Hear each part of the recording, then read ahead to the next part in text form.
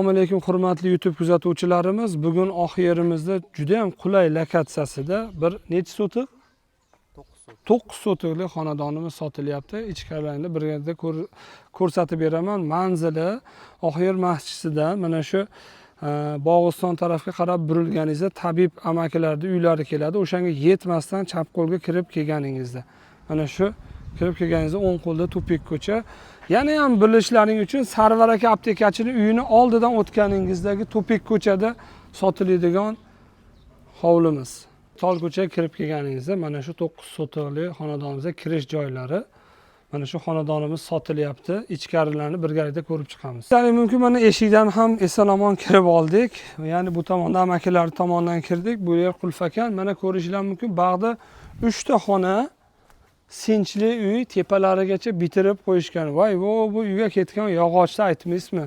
Nimaga uni deyapsan desalaring, mana ketgan nimalarni ko'ringlar. Qanaqangi rossiyskiy yog'ochlar deymiz-ku, shunaqa yog'ochlar bilan qilingan 3 ta tinchli uyim degan uylari bor ekan. Narxini ham zo'r chiqarib qo'ydik. Endi mana tomorqasiga bitta e'tibor beringlar. Oho! Ana shu terazorgacha tomorqalari. Umumiy yer maydoni 9 sotikdan iborat. Bu yerda umumiy gaz bormi aka? Umumiy bu yerda gaz bor, svet bor, ichimlik suvi bor, hurmatli kuzatuvchilar. Quruvchi akalarim qanisizlar?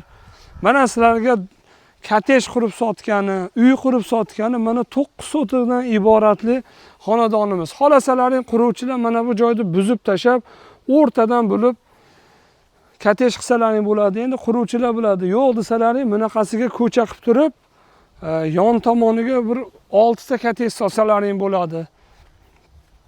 Mana sizlar uchun jazirama issiqlarda yurib videolar qilyapmiz. Quruvchi akalar, tadbirkorlar, uy olaman deganlar, mana sizlarga musofirdan kuzatuvchilar qanisizlar? Oqyerimizda joy sotilyapti.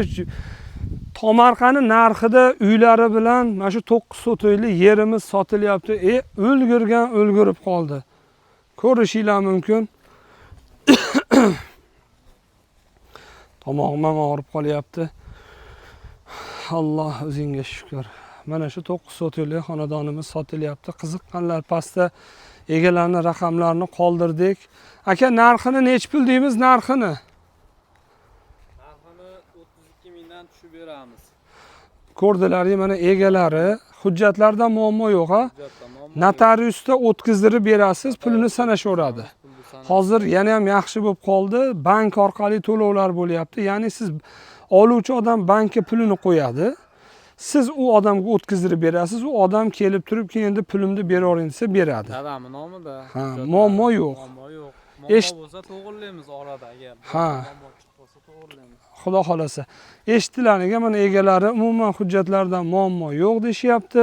Sotuvga qo'yilgan 9 sotiqli xonadonimiz Oqyer masjidi oldidan Chilaxona ko'chaga burilib kelganingizda o'sha Sarvar aka aptekamidi? Sarvar aka aptekani o'zlari yashaydigan xonadonlarni oldidagi tupik ko'chada tushuntirib o'tdik. Ulgurib qolinglar. Past raqamlarni qoldiryapmiz. 32 mingdan o'tib beriladi. Hammalaringga tavsiya qilamiz. Mana zo'r imkoniyat u.